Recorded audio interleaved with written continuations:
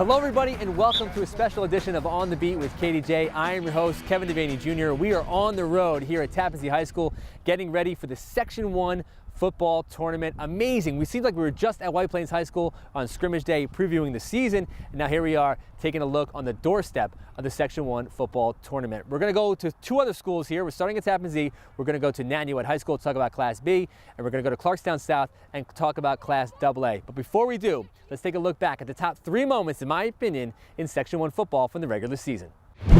The White Plains comebacks. The Tigers pulled off dramatic fourth quarter comebacks in consecutive weeks this season. First, they rallied from a 21-0 deficit, the biggest comeback in the school's 117-year history, to beat Mayapack in the final minute. A week later, White Plains stormed back from 16 points down to defeat Ketchum. White Plains quarterback Cameron Crabb guided both come-from-behind victories. Andrew Moshe plays hero. John Jay East Fishkill lineman Andrew Moshe sure made his presence felt as a kicker this fall.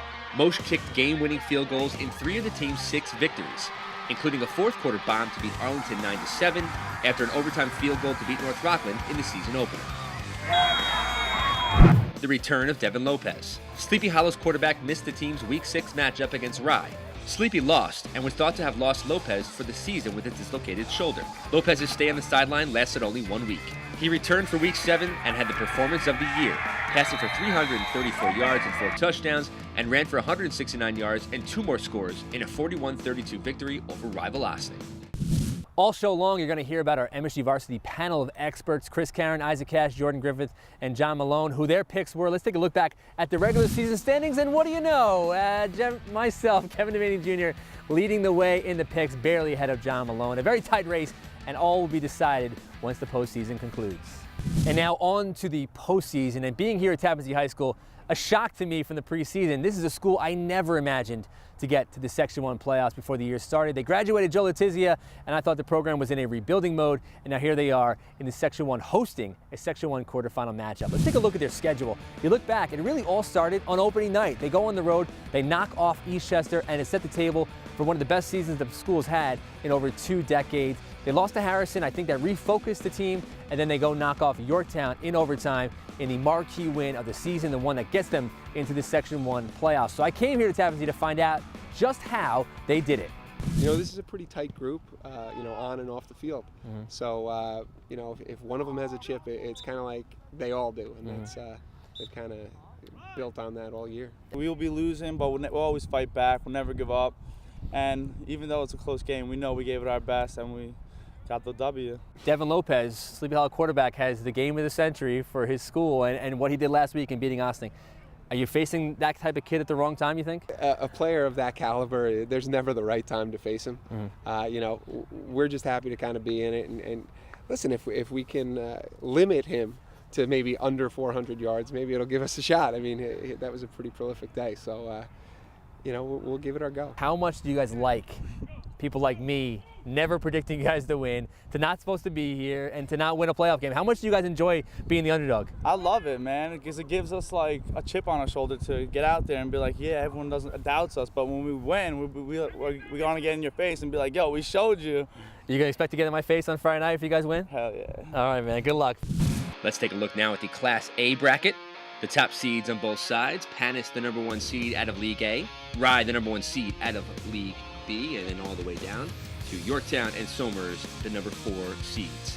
Let's break the bracket down now, starting with the Class A favorite. Rye is widely regarded as the championship favorite, largely because the Garnets are the lone remaining undefeated team in the conference. Andrew Livingston has passed for 1,473 yards and 19 touchdowns on the year, and has a slew of talented receivers led by Tim DeGraw and Chris Santangelo. The Class A sleeper is the number 1 seed, Walter Panis, out of League A. Panis lost in League 1 to Yorktown and has rattled off 6 wins in a row. The Panthers have a stellar defense led by a veteran secondary that has 13 interceptions in 7 games. And you can't beat Panis unless you slow down fullback John Brophy, who's rushed for 784 yards and 6 scores. The X factor in Class A, it all comes down to quarterback play. You're only as good as your signal caller in this bracket, which is loaded with talented QBs. Rye's Andrew Livingston, Austin's Justin Davidoff, Devin Lopez of Sleepy Hollow get most of the attention, but keep an eye out for Ryan Lee of John Jay Cross River, who's been solid all season, as well as Yorktown junior Ryan Bacon. And now our MSG Varsity panel of experts make their picks for Class A. No surprises, actually no differences across the board for Isaac, John, Jordan, and Chris, all four, picking Somers to meet Rye in the championship, a rematch of Week 2. So you saw our MSG Varsity staff of experts and their picks, and now you're going to hear mine, and we're going to start the show off with a bang. I have the shock of the show when I pick my 2 teams that are going to make it to the Class A championship. I like both number 4 seeds from each league to make it, that being Yorktown and Somers, to play for the Section 1 Class A championship. Yes, I think Yorktown's going to actually knock off Rye in the opening round on Friday, and I think Yorktown will knock off Somers, the defending Section 1 Class A champions, in the final. I just think Yorktown's the most complete team that I saw this season in the conference. They were the most physical team. They were the fastest team with Eric Morellis back at running back and safety. I think he helps put them over the top, and they maybe surprise everyone except for myself and win the Class A title. Class A loaded with top-tier talent, and we saw that in my column this week as I mentioned the top 10 players in the running, the candidates for the Section 1 MVP. One of those guys Tappan Zee knows all about, Devin Lopez. He's the quarterback of Sleepy Hollow, coming off the best performance of the season by any player in Section 1. So go online and check out my column. Tweet me at MSG Varsity KDJ. Tell me who you think the MSG Varsity Section 1 Player of the Year should be. And obviously a lot more to go with the playoffs and a lot more to go in this show. We're going to leave Tappan Zee. We're going to go down the road to Nanuet High School and preview Class B.